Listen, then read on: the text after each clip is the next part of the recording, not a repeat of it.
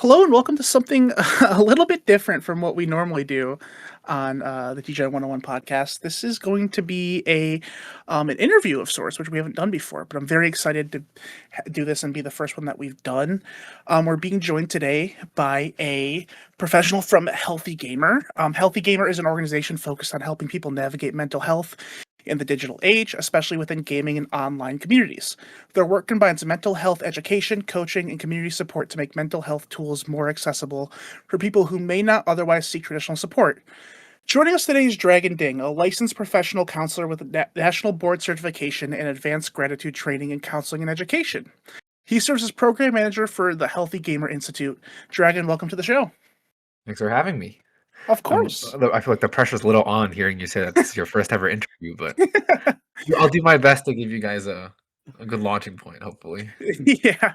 It's definitely something that I didn't expect to be doing for sure. It kind of came up naturally and we reached out and it all worked out here. So I'm very Here we excited are. to do it. I'm Logan. I'm joined by Jason here. Um, and I think we can just get right into it. The main thing, when we reached out and wanted to talk to you about was the stress of managing mental health and not making a creative outlet or passion project feel like work. It's something that's Uh-huh. affected us all, especially on our podcast.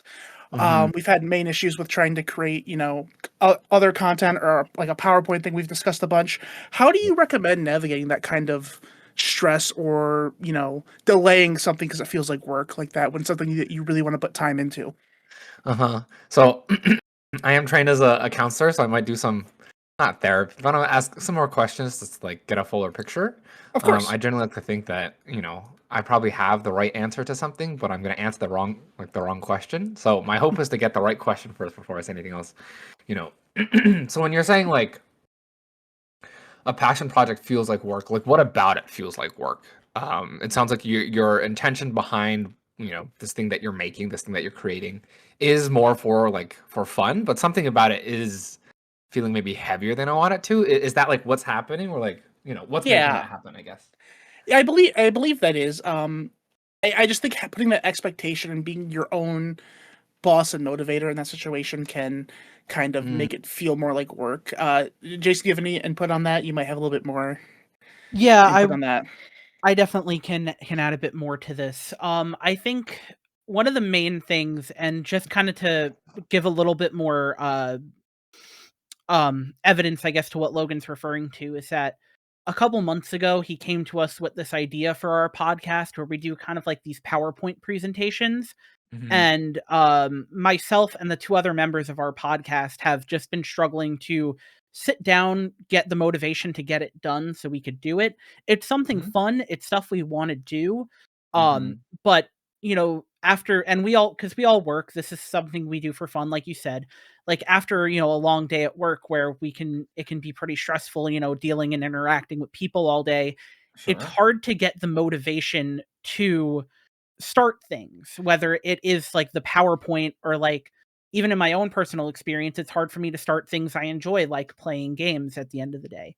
So we just Mm, want some, like, I guess, some tips and some input on like how we can navigate those feelings, like trying to keep the thing fun, even though it's a uh-huh. more work heavy task sometimes. Mhm. So there's like two things that come to mind, right? And I think maybe two they're not mutually exclusive, but two ways to kind of understand maybe what's making it so hard. So the first one, as you kind of mentioned, if you're doing this after, getting through the day, after finishing work, after taking care of yourself, um, you might just fundamentally be really tired. Like you just might physically, emotionally, mentally be like so exhausted, so that when you try to do the thing, you can't. There's this like there's this framework that's used to explain more like chronic pain. It's called spoon theory, but I find it really helpful in understanding kind of our just like regular day-to-day energy expenditure. Imagine that you wake up every day with kind of a set number of spoons. So we'll throw out a random number, maybe like 100 spoons, and every single thing you do costs a number of spoons. Waking up costs maybe like 2 spoons, and then thinking about what you're gonna have for dinner, it costs like a spoon, whatever, right? Um, But when you're out of spoons, you're out. And so that maybe like is part of the reality, is that by the time you guys are getting to working on this project, you might already be just so tired that you can't do it anymore. Um, that in itself is kind of a depressing answer, and so I won't stop there. So the question then is like, how do you either increase your daily spoons, or I think the best way to really like think about this is, how do we decrease the amount of spoons that you've spent before getting to this project? Um, and thinking a little bit about, I don't know what your day-to-day looks like, but maybe work and talking to people is really exhausting. So like figuring out how to talk to people less, or if you are not a person of habit, introducing routines can be really helpful. So instead of spending maybe 3 to 4 spoons thinking about what you're going to make for dinner, and then being really conflicted about if you want like Chinese or like Indian or Thai or whatever, like you're just like, hey, this is what I'm gonna eat just on a general basis. It's gonna be chicken, broccoli, and rice. I don't know, it sounds boring, but that's the point. Doing those things can maybe get you just that extra little bit of energy you need to start working on this project in the evening. The other way to kind of think about it is, how many spoons do you think this project is actually taking you?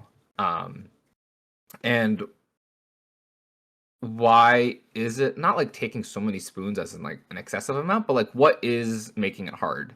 Um, and so questions like that might be like, if it feels like there's a lot of pressure behind it, like you feel really passionate about it and it's meant to be fun, but you also really want it to be successful. Or maybe as you guys are planning, what this project looks like, maybe there's differences in how you guys are thinking about it. And so trying to figure out how like navigate that conflict or like that confrontation, or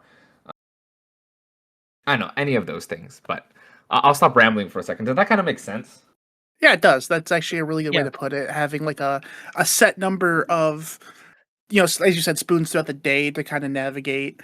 Hey, this is going to cost this many spoons. This is going to cost this many spoons. I think that's a great way to look at it and kind of evaluate, what you're putting your time towards and what may be affecting your plans and what you want to put your time towards.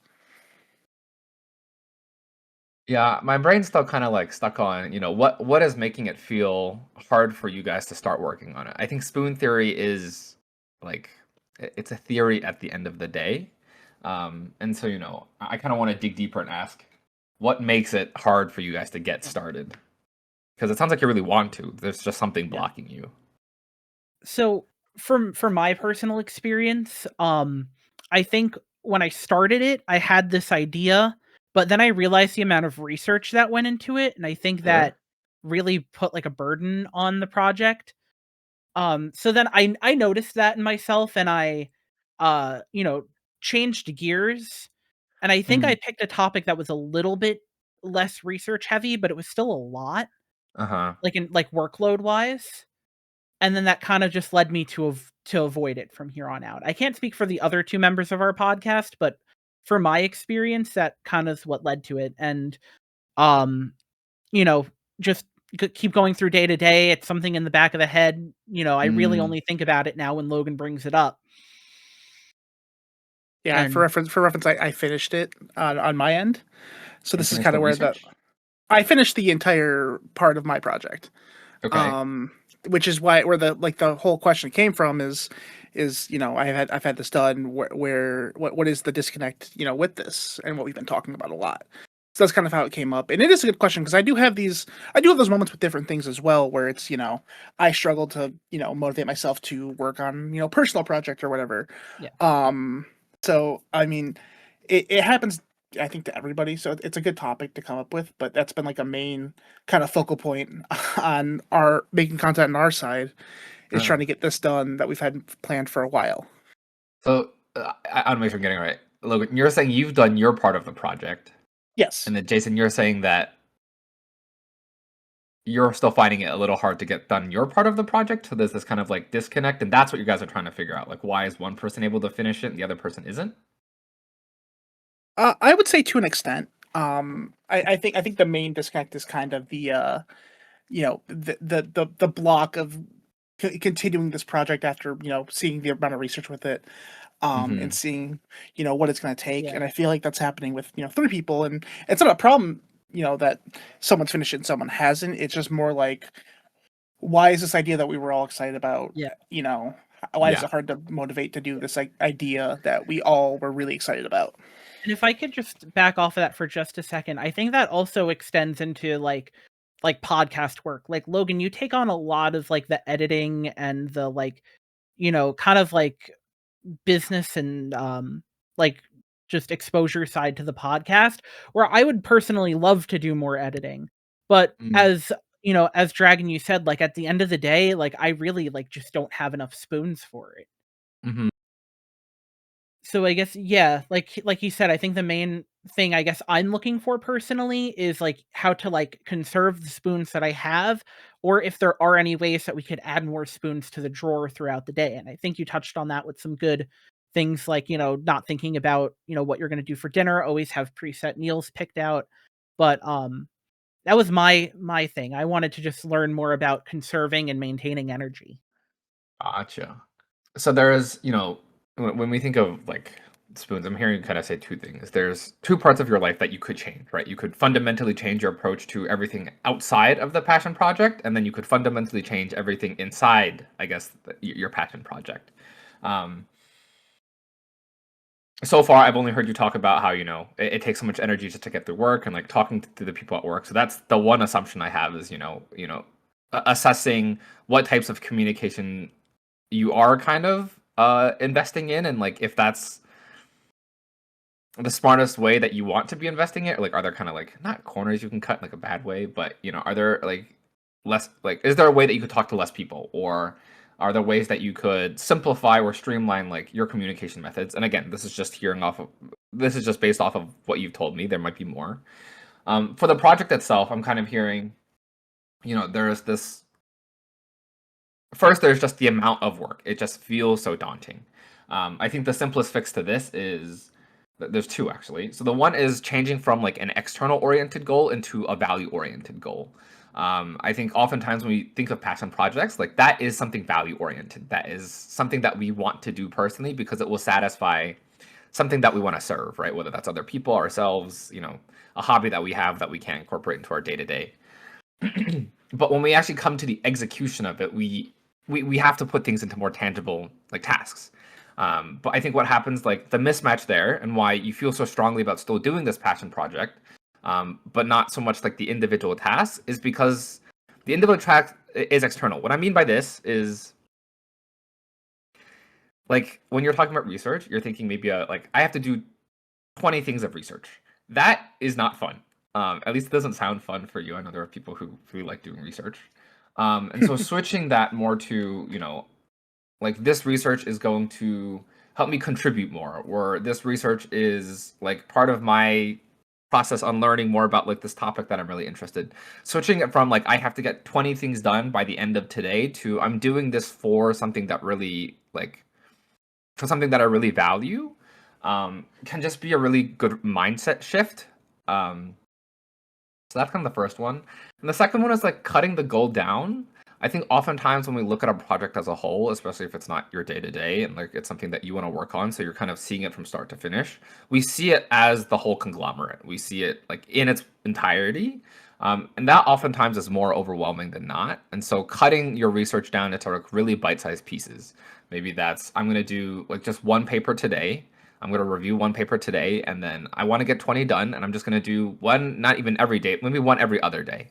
In 40 days, you'll have all 20 of them done. And I know that maybe feels slow, but it's better than like the hope that I'm going to get all 20 done today because I want to get started and not getting anything done. And so making things more like in reach, I think is really important. I think as humans, we get really excited about things that we want to get excited about, but when it actually comes to the execution, we kind of lose ourselves. And so cutting back a little bit on the sauce Yeah. to reground and reset, I think is really important. Yeah, I think that makes a lot of sense, honestly. Yeah. For a lot of projects I want to do, especially my own personal life, and having goals that I want to set for just myself to be more creative and more productive. And I feel like that's dividing it up or making it so you don't burn yourself out on it is really great. And there was a lot of great advice in there. If you don't mind, kind of changing slightly on topic, I do have a Yeah. kind of more personal question that I dealt with personally and Yeah. am being pretty vulnerable about here with this. A couple years ago, I was diagnosed after a lot of misdiagnosis with having bipolar Yeah. 2, and it was kind of a shock. It was a relief to get the diagnosis and feel like, okay, this is what's been wrong. This has been a disconnect, my entire life Sure. here. But something I didn't really expect was the depression that followed after, with realizing this is going to be something I have to manage all my life. This is like, Mm-hmm. what I am. People might look at me as just this. Do you have Mm-hmm. any kind of tips or like how to manage that kind of depression or stress? Because it took a long time to get over. Mm-hmm. Mm. And so when you're saying depression and stress, this is depression and stress of like almost like the wake up call that you got. Not wake up call, but Yes. like reality check of this is something that I'm gonna have to function with the rest of my life. Yes. Yeah. Uh-huh. And I know you mentioned like I'm worried about maybe how other people will perceive me. Is that kind of the predominant worry, or is it more about like I guess like you in Uh, specific? Like this is how so I'm going to be living. So yeah, at first, I mean, this is something I've kind of come to accept. It's been about 2 years now, so I've gotten time to process this and kind of deal with it. But for a Uh, long time, it was that worry that people are going to see me as just this and how people are going to see me, but also that mm, feeling of I'm gonna have to manage this the rest of my life. I'm gonna know when things go wrong. It could be that, or it could not be. And just having that level of I have to manage this, and mm-hmm. now I know what it is, and it's something I have to live with the rest of my life. Uh-huh. Um, there's always that saying, right? Ignorance is bliss. Mhm. And I feel like the older I get, the more realize it is. So in your case, it sounds like you're essentially your ignorance went away, right? No, sorry, that sounds really derogatory. Basically, No, I you had to understand. come to full awareness about what you have. Right. Um, so I know my immediate gut reaction is to almost like challenge you a little bit. Of Mhm. yes, you got your diagnosis, but you also lived with that same like diagnosis. It was just unlabeled for the first however many years of your life, right? I think 24.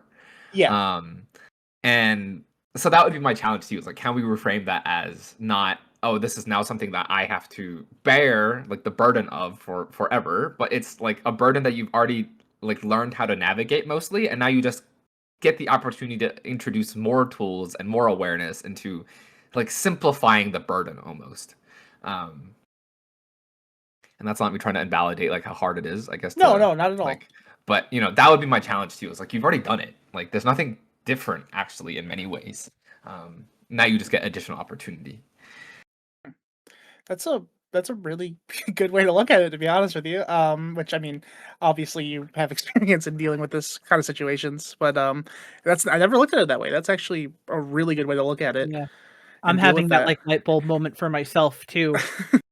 Like, what my like, cause for me, I was diagnosed very early with ASD, but, again, about, like, a year or 2 ago, I was diagnosed with ADHD and generalized anxiety, Mm-hmm. and I think it's been a struggle point for me was, like, very similar to Logan, where not necessarily so much, like, the shock of it, because I always feel like I knew it wasn't just ASD, Sure. but I think it was just so much, like, having to navigate the world with this and find ways to cope and to, you know, validate and all of that, and I think you like, that whole thing you just said with excuse me, I'm losing my words a little bit, You're good.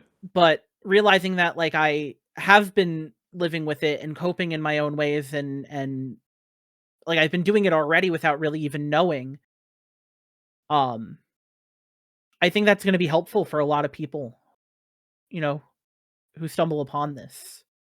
You already have the skills. I mean, you already have Yeah. all of the foundations to live your life because you lived your life to this point, right? And I mean, even just give yourself like two I guess pats on the back. The first one is having the courage to be vulnerable and like explore what you like, get the diagnosis. I Mhm. think that in itself already just takes so much self-awareness, right? To recognize that like, hey, I might not be exactly the same as everyone else. I want to figure out what's going on. Like, I think the courage to kind of what you guys are saying, right? Open yourself up to recognizing like what you might have, I think is already a huge step. And the second one is, we hear a lot of times, actually, I don't know if a lot of times, but there are people who go get like second opinions, third opinions, fourth opinions because they don't want to accept the answer that they're getting until they find like the one that feels most comfortable or right to them. From what I'm hearing, both of you guys have really kind of taken that in stride in a way of recognizing like this is what my therapist, psychiatrist, doctor, whoever diagnosed, like you provided you with the diagnosis, like this is what they're telling me, like that's what I have, this is how I've lived my life. I think that relatively aligns. Now let's carry it forward. So let's not spend all this extra energy figuring out like I don't like this diagnosis, so I'm going to try to get a different one. You're just rolling with the punches kind of. And so both of those things are like not easy. They're pretty big steps. So that's just my give both of yourselves a pretty big pat on the back. Thank you. Well, I appreciate that. Yeah, thank you. Any other advice that you have for like someone who's listening to this and kind of feeling the same way that Logan and I have felt in the past? Yeah, so for audience people who might not have a diagnosis or are in the process of figuring out like, if you should pursue a diagnosis or, if you're like figuring out what you think you might have, be very careful of like WebMD diagnoses, right? We always joke around like, oh, I have a cough and my throat is like this, and so I'm gonna die in the next 10 days, right? We don't use that joke as much with, I think, psychiatric diagnoses. Yeah. Because it's a lot more subjective. And so here are like some things that I would really encourage you to think about. I do think it's good to do your own personal research, but the DSM-5, so that's where that's where like the diagnoses come from. Or I guess if you're international, you use the I forget the equivalent, begins with an I think. But the DSM intentionally has to over pathologize like human emotions, like regular human experiences, to make sure that you can like actually provide the diagnosis. So in grad school I learned this. They're like the 4Ds that you use to basically give someone a diagnosis. There's distress, basically how much distress the person's living in. Deviance, how far away from, I guess if we think of a bell curve, like the middle of the bell curve someone is. Danger, if they're in danger to themselves or to others. Distress, deviance, and dysfunction, like are they able to carry on in their regular day-to-day life in the way that they're, you can't see my hands, but in big air quotes, like supposed to. The hard part about this is all of it's subjective. And so if you are doing like a WebMD diagnosis and suddenly you think that you have this, just be very cautious that like those things don't necessarily mean that you're doing something wrong or that you're a bad person or that you're not as effective as anyone else. Like that's sometimes just how the book is written. The other really confusing thing is that the DSM has a lot of comorbidity, and so a lot of the diagnoses have overlapping symptoms, which can make it really, really confusing about what you actually have versus what you actually don't have. That's why it's really important to go get, an official diagnosis from a psychiatrist or someone who is licensed to do so. And then finally, the cultural component to it, like, are we all based in the U.S.? Just really quickly, the three of us. Yes. Yes. Yeah, so the U.S. is like a melting pot, right? There's people from all different backgrounds. There's people who grew up in all different types of neighborhoods, socioeconomic classes. Even just like depending where you went to, like high school or like middle school, things like that. All of those things will affect who you are, and the DSM isn't able to account for all of that. It's written to be more black and white so that people can put labels onto things, and so just recognize that sometimes, like things aren't always again accurate. Like I always use this example, like making eye contact in the US, like if you don't make eye contact, you're perceived to be shady. But if you make, I think, too much eye contact in a lot of like more Asian cultures, like Eastern cultures, they'll think that you're being disrespectful, like challenging them. And so just recognizing again, as you kind of navigate these things, don't be too hard on yourself out of the gate. If you're like, oh, I think this is it, and it's saying that I do all of these things wrong, the research that you're seeing online, the DSM stuff, all of it's intentionally meant to be written that way so that insurance companies can get, something to actually bill for. Yeah, I'll be quiet again, but capitalism. Oh no, please. We always want to hear more. I will say, that I definitely, I'd be remiss, as you are from Healthy Gamer, if we didn't mention video games at least a little bit during this. So One, a kind of a two-part question. One, you know, I think a lot of us who would be listening to this, and a lot of us on the podcast, use video games as kind of like a way to refresh or take like a mental break and kind of help relax and get a break from the stress of life. So is that, a good coping mechanism to deal with, stress and things like that? Is there a healthier way to do it? And two, what are some of your favorite video games? What are you currently playing? Things like that. Oh boy, very different questions. Yeah. Can you repeat the first one again, really quick?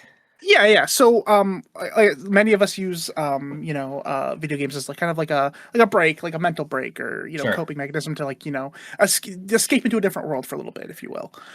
Um, so I just, is that a good way to, process things and, have that escapism? And is there a healthier way to do it? Is there, a way that you should be, managing that and not turning into procrastinating and things like that? Uh-huh. And this is, I mean, mostly jokes, but also kind of serious. It depends on, I guess, how you play the video games, right? If you're screaming your head off at people in, voice comms the League or Overwatch, I don't know how conducive that is. Maybe you just need a de-stressor. I don't know. More seriously though, I think video games like anything else. So let me backtrack. We still live in a society that culturally doesn't understand video games as well as I think it should have. It should. There is still a lot of stigma around gaming being a waste of time, like gaming being like inviting violence, like all of these different things. And I'm not saying that those things aren't true in some capacity, but I think it's overblown in the context of like how people actually use games to take care of themselves. Um, that being said, I think when we play video games, a lot of us use it to, as what you're kind of saying, like escape reality, but almost like escape it too much. The way I like to think about it is real life, it has real repercussions. And so, we have to kind of carefully tread on every single thing. Whereas in video games, like, there's no really risk for any tangible failure, unless I guess you're gambling.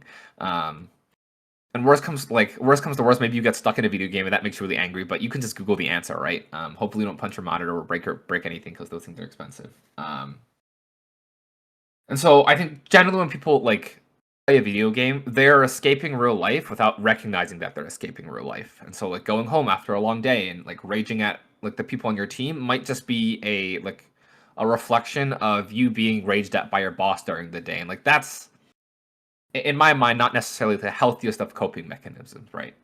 Mm-hmm. And so to answer your question, like it's not like a super specific, like tangible thing. Well, I have a tangible one too, but I think the most important thing is like recognizing the intention behind why you're gaming. When we're playing video games, we are still doing something. It can actually also be very productive. But I think when we jump onto video games, we're just like, okay, I'm playing games because I don't want to think about the rest of life. And I guess if that's your intention, it's like well thought out. That's okay.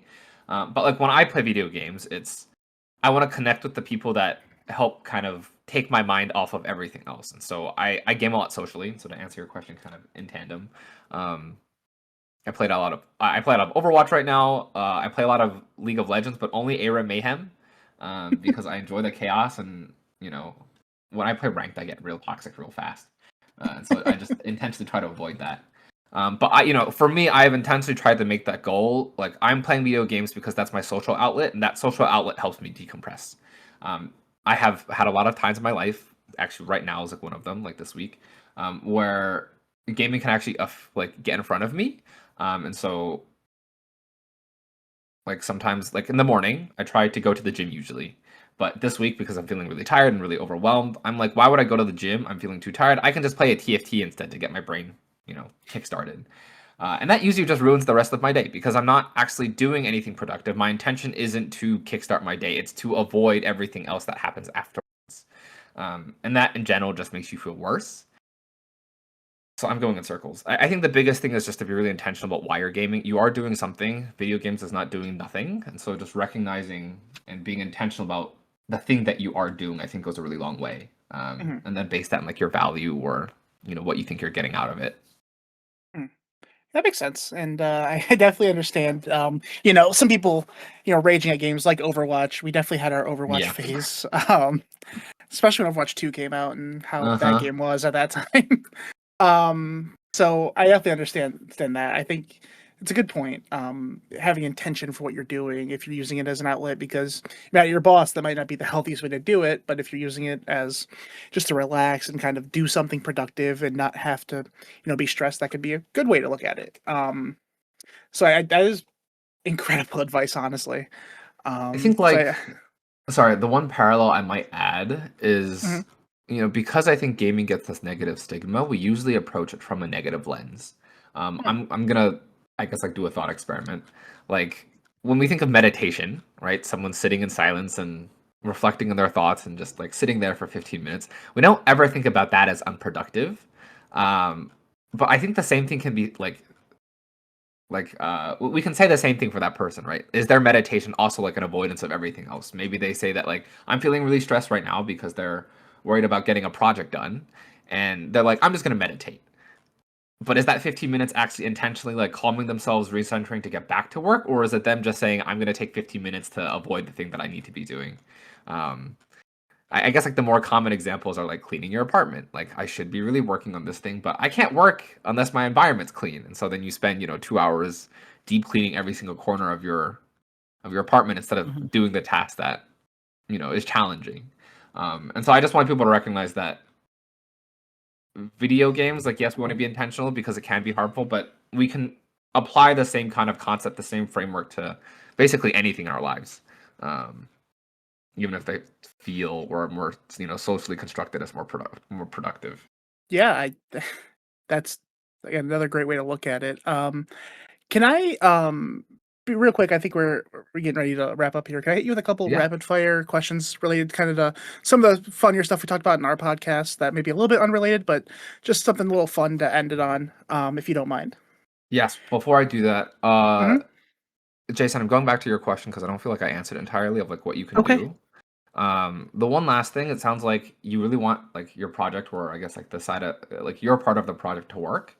I think one of the hardest things is having that like internal like stress, guilt, Yeah. doubt, like all of these things kind of like compound over time.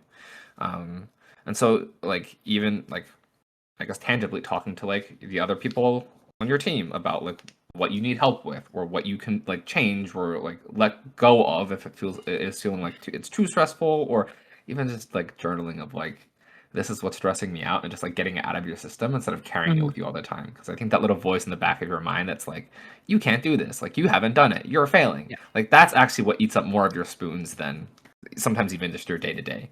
Oh yeah, I can completely agree with that. I've definitely struggled a lot with like perfectionism and like Yeah.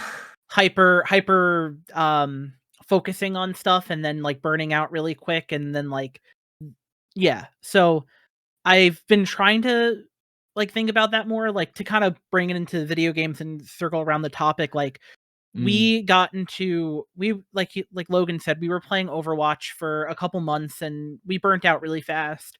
I ended up going back to Overwatch and Valorant recently, but with the Mm. mindset of not like playing to play competitive or to get a good rank, but just kind of Mm-hmm. like to play. I've been playing Valorant a bit more, so I've been playing like Swift play, where it's Mm-hmm. shorter games, 10, 15 minutes. And I'm having like a much better experience because I'm not like pushing myself to work better, but I'm Mm-hmm. just using the games what they're meant for, which is to have fun. Mm-hmm. Um, and I think being able to apply that into other places, not just for myself, but for the people listening who might also struggle with it, having like just having that mindset change has really helped me and my mindset. Yeah, I love it. There's Yeah. like, I guess like the one other way to think about it, basically what you're saying, like you're reorienting yourself to what is important to you. Yeah. Um, if I think oftentimes we get stuck because we're like, I guess humans are kind of like past and present. I would say like we're very focused on like what we're experiencing in the moment. Like our emotions can often take over. Like we often have a lot of times in our lives where there's a situation at hand that's upsetting and we're not going to cry, we're not going to yell, we're not going to get angry, and then we do it anyways because our brain takes over. And that sounds like it's a conversation for maybe a different time of how do you prevent your brain from taking over the best you can. But if we actually take a step back and look at things a little bit more practically, if like you like map out, I guess, the like the highs and lows of your life, and the stressors that you face and how you've overcome them, like you generally see that your life goes on an upward trend. Like that is your growth, that is your capacity for change. So I think even just recognizing that you already have the internal strength to be resilient and to grow even when things feel hard. Sometimes it just takes time to see it. I think oftentimes we want things to happen like on a day to day or a week to week basis. Like a year feels so long, but the grand scheme of thing, a year really isn't that long. And so, just recognizing that you are doing what you can, and what you're saying, like adjusting and reassessing as you need, like that's how we live all up like our entire lives, I guess. Yeah. Here, I have something for you on the topic of perfectionism, Sure. because it's something I'm grappling with in my own life a lot, Yeah.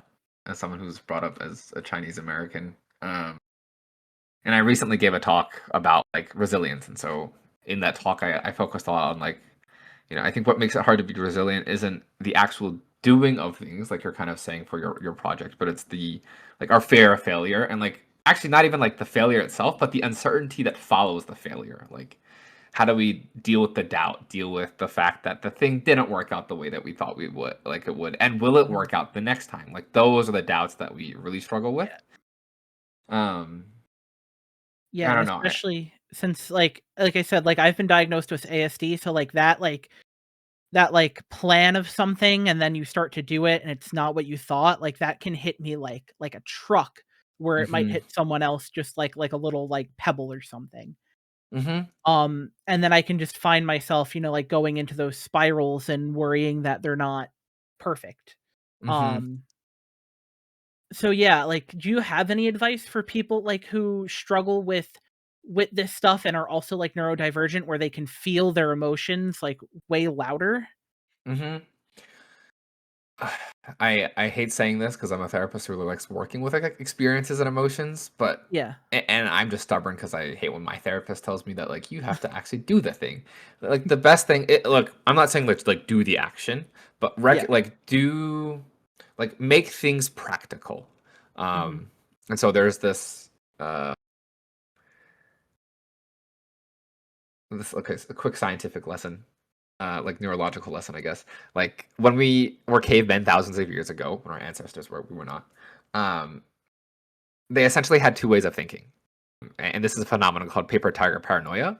Essentially, our caveman ancestors could think that there was a tiger in the bush when there wasn't one, or that there was not a tiger in the bush when there was one, right? And so the first one is just a lot of needless anxiety. The second one meant you died, like you would just get eaten. And so their brains developed to make that first mistake 1,000 times to make sure that they never made that second mistake once. Um, and the reason, so what I'm saying about tangible is like the dangers that we face in our life, the struggles and challenges that we face are very different. There's hopefully no tiger staring at you outside your living room window or anything. Um, but the tiger is tangible. We can see if there is a tiger or if there isn't a tiger. And so before, if they're walking by a bush and they're, really tense and they're like, is there a tiger? After they get past the bush where they look behind it, they're like, there's no tiger. I no longer have to worry. The stress goes down. Modern day society, a lot of our challenges like don't, I guess, they're not resolved so simply. And so for people who are not neurodivergent and might feel like their emotions at a much higher level or are just dealing with the subjectivity, the uncertainty, I guess the like lack of tangibility of like a lot of things that we're dealing with, like our career and relationships and things like that, is really just to write down like how you're feeling on paper and then recognizing like what is scaring you and what like we don't need to be scared about. And so this is not me picking on you, but like for example, if you had to do like 20, like if you had to read through 20 like research papers, that can seem really daunting. Like that is scary of how am I supposed to do this well and do this in time to get my projects done. But if we take a step back and we were actually write down like, okay, so what am I scared about? Is it about doing it well? Is it about like the amount that I have to do? And recognizing like, when we put on paper like, oh, I just have to read one paper at a time. I think we're able to kind of create that separation of emotion and logic, I guess. Um, and when we're able to see it externally, I think it just gives us so much more control than when we're trying to do just internal dialogue, because generally your brain and your emotions will win if you're doing an internal dialogue. Excuse me. Does that make sense? Yeah, I think it does, and I think it's really good advice to just kind of like almost kind of take a step out of yourself for a second when you're feeling like that, Mhm. to really think about like what is actually getting to you about this. Mhm. Whether it's like the PowerPoint or like I struggle a lot with like confrontation. So like, Mhm. and I'm sure that's a universal experience for at some level. So it's Mhm. like what actually, yeah, I think it's just great advice to kind of take that step back. So we're getting pretty close to being ready to wrap up here, but I do have a couple questions related to our podcast that's a little bit Yep. goofier. Shoot 'em. All right. So first one, how do you feel about eating popcorn with a spoon? And is there some sort of diagnosis or mental illness involved with doing something like that? I've never even heard of anyone eating a popcorn with a spoon, so I might need some time to process that. You know what? Um, I eat a lot of things with chopsticks, and so I think it's fine. No, maybe they have thank some. you. Maybe they have. Well. Now I feel like I can't say it. No, no, go Maybe they ahead, have some please. No, go minor for it. disorder with like being a clean freak, but Gotcha. to Okay. each their own. Well, To each their own. yeah. Thank you. Secondly, You feel um, validated? I feel very validated right Okay, now. good. I did this one time as just an experiment to see what would happen, and turns out it's not weighty enough to be viable. But it was I got ridiculed for it pretty bad. Oh, like it doesn't work. No, it doesn't work at all. Oh. But the second thing, when you're doing a video game playthrough that has multiple playthroughs, like a Telltale game or like Dispatch that came out recently, Uh-huh. do you when you do that, do you want to do your playthrough that you want to do first, or do you want to do the playthrough that you don't want to see first to get it out of the way, then go back and do the one you want to see? I always do it the way that I want to do it first. Yeah, it's kind of Um, insane to do it the other way almost.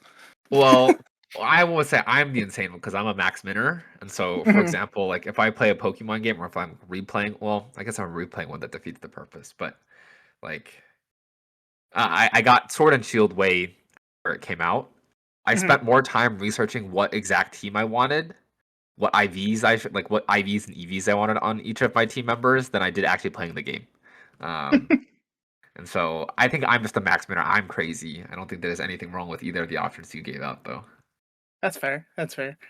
I'm sure our James on our podcast will love to hear that because I think he's the same way with playing Pokemon games. He's definitely a max minner and does a lot of research for those. So, and then the last question I'll ask you, just to kind of keep them short. When you think of Pop Tarts, what's the first flavor that comes into your head? Oh, I didn't even think of Pop Tarts. The first thing that came up for me, Pop Tarts, is a Hot Pocket, actually, and then that's ham and cheese. that, So that's all right. I'll have to add that to our counter. That's a new one. I don't eat Pop Tarts for any time, but I eat a lot. I eat Hot Pockets, and they look the same ish. So and ham and cheese is the best. Yeah, I do. The ham and cheese one's so good. I don't know what it is. It hits different. I need to try I'm like a they I'm have a like a double meatball ham and and cheese. marinara guy. That one Yeah, is good too.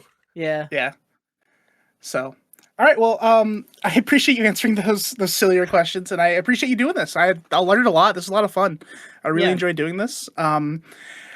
Obviously, if you want to learn more about Healthy Gamer and what they do, you can go to healthygamer.gg, and all their socials will be linked below. Dragon, do you have anything else you want to promote or mention before we wrap up? No, that's not much. Thanks for Mhm. having me. It was.